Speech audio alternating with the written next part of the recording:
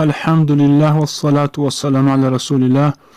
یکی از چیزهایی که برای محافظت کردن از ویروسی که الان مشهور شده است، بعضی انسان ها میترسن، در حقیقت میگن این چی خیلی باشد و احتیاط میکنن و در ترس هستن.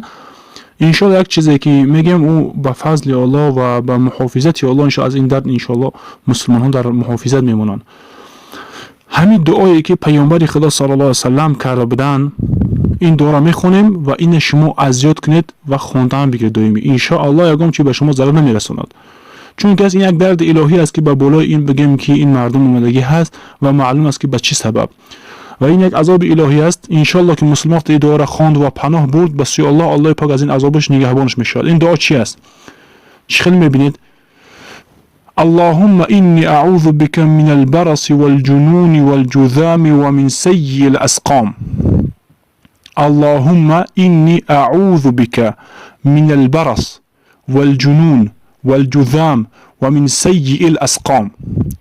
پروردگارا بیشک من پناه میبرم بیک گفته به سوی تو، من البرص، برص گفته پیسی را میگن، والجنون دیونگی عقل رفتن میگن، جذام گفته یک کسلی هست که موی بدن انسان میریزد و رفته رفته گوشت بدن او میریزد و از اونجا خون و زرداب میریزد، رفته رفته کسلی بسیار مرضی بیزی بستین، اینا جذامش میگن.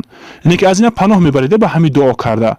و من سیء الاسقام گفته و از تمام دردهای بد، تمام مریضی های چی بد، در این حالت الله پاک محافظی تو هست و نگاهبینی تو هست که ان شاء الله یگام چی به تو تأثیری نمیرسوند و یگام بدی به اذن الله نمیبینی.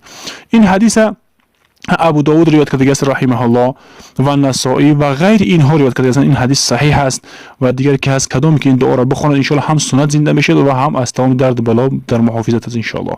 السلام علیکم و رحمت الله و برکاته.